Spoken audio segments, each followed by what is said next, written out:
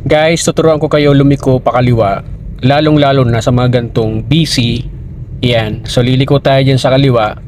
Pag mga gantong busy mga kaibigan, slow down lang, babagalan nyo lang. So ilagay natin ang first gear para makontrol natin ang speed. So clutch down muna. So from 4, lipat ko ng first gear. Then, huwag kalimutan mag-signal. Ayan, signal sa kaliwa. So ngayon, ang gagawin natin, kailangan igitna natin yung kotse natin para hindi tayo mag-counterflow dito sa opposite niyan. So ang gawin natin, gitna lang tayo, forward tayo. So naka first gear, clutch biting point para yung galaw ng kotse nyo makontrol natin. So dito, may mga oncoming vehicle.